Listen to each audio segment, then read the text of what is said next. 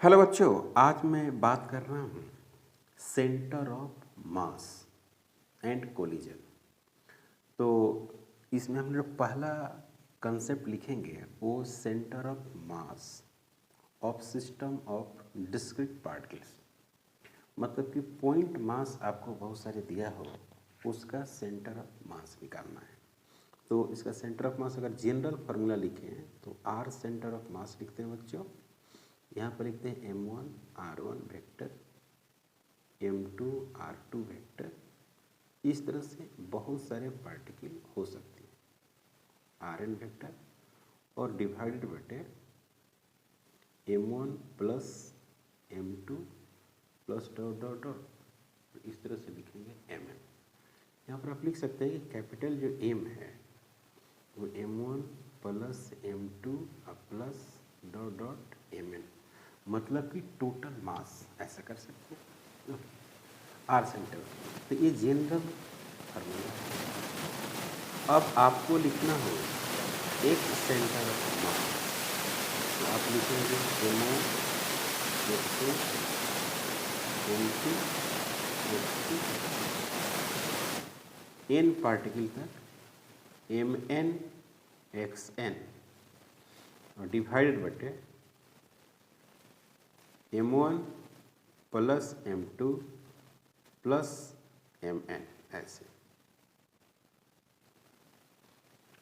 वैसे आप लिखेंगे क्या, y centre of mass m1 y1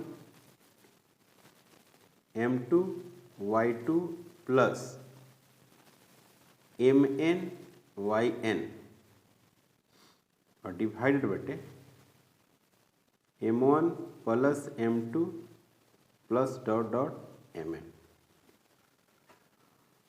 z centre of mass m1 z1 plus m2 z2 divided by total mass, मतलब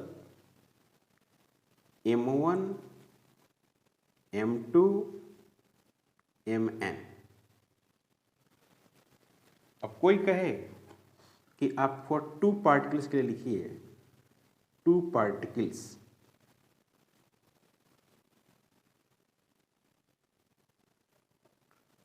तो क्या लिखेंगे, x centre of mass m1 x1 m2 x2 divided बटे m1 plus m2, ऐसे लिख सकते हैं। Okay. अब जैसे मान लीजिए कि एग्जाम्पल के तौर पे, छोटा सा एग्जाम्पल, दो पार्टिकल हैं, m2 है m1 है और इसके बीच का जो डिस्टेंस है वो d है। तो यहाँ पे जो कोऑर्डिनेट होगा वो 0,0 ओरिजिन है, ओरिजिन मान लिया मैंने इसको, y इधर क्या है x, यहाँ पर क्या होगा d,0। तो जो x सेंटर ऑफ मास होगा इसमें वो हो गया m1 into 0 plus m2 into d divided by m1 plus m2। तो x centre of mass is equal to m2d divided बटे m1 प्लस m2।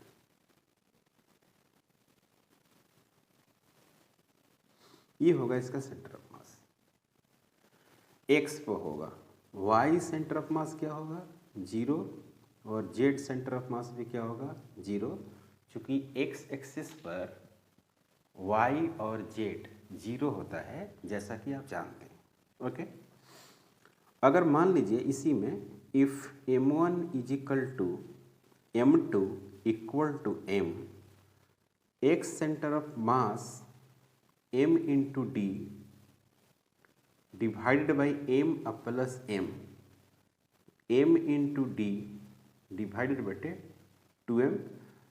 अब इस ऐसे अगर हम लिखते हैं तो आपको एक बात समझ में आती होगी कि सेंटर ऑफ मास का मतलब यहाँ पर ये हुआ कि कौन सा जगह पर ये बैलेंस हो जाएगा। जैसे कि इक्वल मास कर दिए तो मिड पॉइंट पर अगर हम इस तरह से फोर्स लगाएं तो ये बैलेंस है। तो ऑरिजिन से d/2 डिस्टेंस पर अगर जाते हैं और इस पर फोर्स लगाते हैं तो ये बैलेंस हो जाता है। इसका मतलब है कि इसका सेंटर ऑफ मास यहीं पे होगा। इसका मतलब ये होगा। तो सेंटर ऑफ मास बेसिकली एक जगह है जहाँ पे टोटल मास कंसंट्रेटेड होती है और यही से फार्मूला है। इसी टाइप का क्वेश्चन भी आता है छोटा छोटा। Okay, centre of mass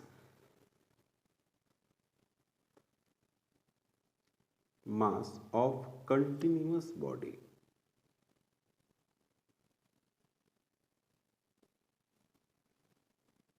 continuous body का मतलब आप समझते हैं, रॉड, रिंग, स्ट्रक। तो जब इसका सेंटर ऑफ मास निकालेंगे ना तो ऐसे लिखेंगे x centre of mass x dm integration divided बटे dm, ऐसे लिखेंगे। वैसा ही y सेंटर ऑफ मास तो y dm डिवाइडेड बटे dm, ऐसे। z centre of mass z dm divided बटे dm। अब इसमें कुछ नोट्स में बातें लिखनी पड़ेगी, छोटी छोटी बातें नोट्स में। पहला है कि एक होता है लीनियर मास डेंसिटी होता है बच्चों, उसको हम लोग लेमडा से सिंबल देते हैं और lambda is equal to m बटे क्या होता है, l होता है। इसको आप ऐसे भी लिख सकते हैं lambda is equal to dm और डिवाइडेड बटे dl। तो यहाँ पर क्या हो गया, dm is equal to lambda और dl। उसी तरह से एक होगा surface mass distribution. Surface mass distribution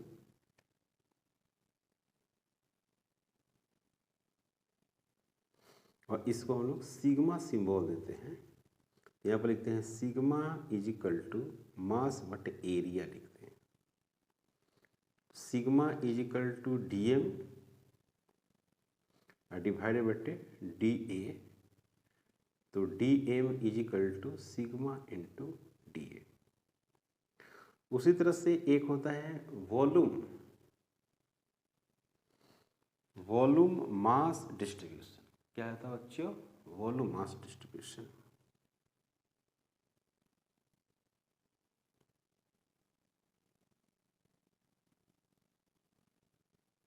और ये होता है रो। तो rho is equal to mass divided बटे वॉल्यूम। तो यहाँ पर रो ये हो गया dm डिवाइडेड बटे क्या, dv। तो dm इज इक्वल टू हो गया रो और dv। क्योंकि आप देख रहे हैं यहाँ पर dm का इस्तेमाल हो रहा है ना। जैसे मान लीजिए एग्जाम्पल में समझ लीजिए, एक छोटा सा एग्जाम्पल से आप समझिए। एक इस तरह का रॉड है और उसका जो लेमडा है ना ऐसे से वैरी कर रहा है, देख रहे हैं, थोड़ा टेढ़ा मेढ़ा है ना, ये ऐसे। इसकी पूरी लंबाई कितनी है, l, पूरी लंबाई l है और इसकी जो मास है टोटल वो है m, ठीक है। और इसको रखे हैं किस पर, x एक्सिस पर। तो ऐसे में क्या हो गया, 0,0 हो गया ये, और यहाँ पर क्या हो गया l, 0 हो गया। तो इसका जो सेंटर ऑफ मास होगा एक्चुअली वो x एक्सिस पे ही लाई करेगा। तो हम क्या करेंगे, यहाँ से x डिस्टेंस पर जाएंगे और एक छोटा सा इस तरह से एलिमेंट्री पार्ट कंसीडर करेंगे ऐसे। और ये क्या होगा dx, इसकी चौड़ाई, इसकी यहाँ से यहाँ तक लंबाई x माना, पूरा लंबाई l है, पर इसकी चौड़ाई जो है वो dx है, इसमें जो मास है वो dm है, और जो लेमडा का जो वैल्यू है वो k इंटू एक्स है। कितना बच्चों, लैम्डा। मतलब कि लैम्डा के एक्स के एक कांस्टेंट है और एक्स वेरिएबल है। इसका मतलब ये हुआ कि रॉड का जो डेंसिटी है वो एक्स के अकॉर्डिंग चेंज कर रही है। दिस इज द डेंसिटी और एक्स के अकॉर्डिंग चेंज कर रही है। तो आप इसको अगर सोल्व करने की कोशिश करें तो क्या लिखेंगे, x centre of mass is equal to क्या लिखेंगे बच्चों, एक्स डी एम डिवाइडेड बटे डी एम। क्लियर। तो डी एम बराबर क्या लिखते हैं, डी एम बराबर लिखते हैं एक्स सेंटर ऑफ मास, यहाँ पर एक्स है और डीएम के बदले आपने पढ़ा, देख रहे थे क्या लिखे हैं, डीएम के बदले लेमडा डी एक्स। क्लियर। तो यहाँ पर क्या लिखेंगे बच्चों, लेमडा इंटू डी एक्स और यहाँ पर भी लिखेंगे क्या, लेमडा इंटू डी एक्स। याद रखेंगे आप मैथ के अगर स्टूडेंट नहीं हैं, नीट में तो बच्चों मैथ नहीं रखते, साइड से उनको मैथ पढ़ना पड़ता है। तो मैं बता देना चाहता हूँ कि यहाँ पर इसको आप कैंसिल नहीं कर सकते, इसे ये और ये कैंसिल नहीं कर सकते। ओके। अब लेमडा का वैल्यू रखिए, लेमडा का वैल्यू क्या है, के एक्स है। तब इसको सोल्व करेंगे, x centre of mass is equal to, यहाँ पर हो गया बच्चों एक्स, लेमडा के जगह पर हुआ के एक्स डी एक्स डिवाइडेड बटे यहाँ पर हो गया के एक्स और डी एक्स। सही है बच्चों। यहाँ पर आप देखेंगे तो x इनिशियल 0 है, यहाँ पर 0 है और x जो फाइनल है वो कितना है, l है। इसको इंटीग्रेट करेंगे, x centre of mass is equal to, यहाँ पर k बाहर हो जाएगा और एक्स स्क्वायर डी एक्स हो जाएगा और 0 से कहाँ तक l होगा, इधर भी k बाहर हो जाएगा और x डी एक्स हो जाएगा और 0 से कहाँ होगा l। ये k से k कैंसिल होगा बच्चों, तो यहाँ पर x के पावर 3 डिवाइडेड बटे 3 और 0 से कहाँ तक l डिवाइडेड बटे एक्स स्क्वायर बाई 2, 0 से लेकर l तक। इसको सोल्व करेंगे बच्चों तो l के पावर 3 0, यहाँ पर क्या होगा l का स्क्वायर डिवाइडेड बटे 2 माइनस 0, तो ये होगा l के पावर 3 डिवाइडेड बटे 3 और l का स्क्वायर डिवाइडेड बटे 2, ये कैंसिल हो जाएगा। तो यहाँ पर मिलेगा क्या, मिलेगा आपको 2/3 l। This is the x centre of mass, x centre of mass is equal to 2/3 l और यही हो गया आंसर। तो मैं बात कर दिया आपको कि जब बॉडी कंटिन्यूअस रहेगी तो आपको इंटीग्रेशन मेथड का ही इस्तेमाल करना है। Note, for continuous body, for continuous body always used method of integration,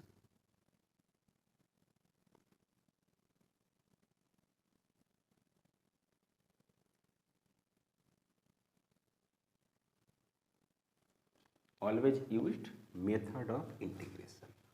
अब है काफ़ी इंटरेस्टिंग, देखिएगा सी पार्ट में है कि the centre of mass, the centre of mass after removal, after removal of a part of a body। मतलब कि जैसे कहने का मतलब ये हुआ कि एक स्क्वायर है, इस तरह से स्क्वायर प्लेट है, ठीक है। अब कोई कहता है कि इतना पार्ट को काट के रिमूव करना है, ये वाला जो पार्ट है उसको काट के रिमूव करना है। ओके, अब इसको रिमूव करेंगे तो कैसा बन जाएगा, ये हो गया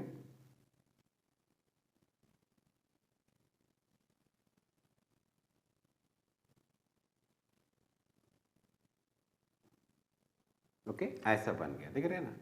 इतना पार्ट काट के रिमूव करेंगे तो सेंटर ऑफ मास किधर जाएगा, ये सवाल है।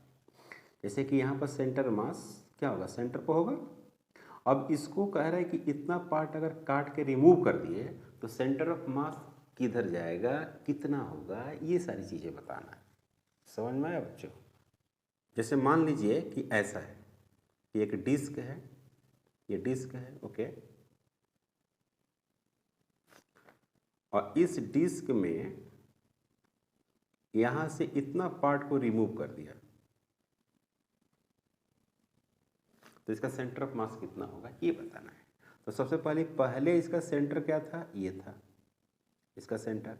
दूसरा का सेंटर ये हो गया। पहला जो बड़ा वाला बॉडी है उसका मास m1 और छोटा वाला का मास क्या है, जो रिमूव की है उसका m2। और इसका सेंटर है, इसका सेंटर है, इसके बीच का डिस्टेंस आप निकाल लीजिए। पहले इसके बीच का डिस्टेंस निकालिए। मान लीजिए डिस्टेंस इसका l है, क्या मान लें, l। तो इसको अगर हम देखें, कोऑर्डिनेट इस पर सेटअप कर दें तो इसका जो कोऑर्डिनेट होगा वो l कॉमा कितना हो जाएगा बच्चों, 0। इसका जो सेंटर होगा वो कितना होगा, 0,0। सही बात है, आप समझ रहे हैं बात को। तो इसका सेंटर ऑफ मास जो लिखिएगा, एक्स सेंटर ऑफ मास, वो लिखेंगे कि कैपिटल M1 इंटू x1 और minus capital M2 into x2, मतलब कि L हो जाएगा यहाँ पर, डिवाइडेड बटे M1 माइनस M2। ये रिमूव किए हैं उसको घटा देते हैं। मतलब ये है कि ये जो आप कोऑर्डिनेट माने हैं तो इसको आप 0 0 न मानकर, हालांकि 0 0 होगा लेकिन आप मानिए कि x1 y1 है। ई वाला कोऑर्डिनेट जो है वो क्या है, x2 है और y2 है, बस ऐसा मानिए।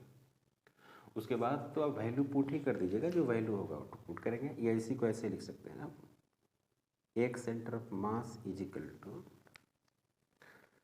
ऐसे ही लिख दीजिए x2, है ना। x2 हो गया, ये m1 x1 m2 x2। y centre of मास क्या होगा, 0 होगा, क्योंकि आपने लाइन जो कट किया हो किधर किया है, x एक्सिस पे किया है, इसीलिए y में शिफ्ट नहीं करेगा।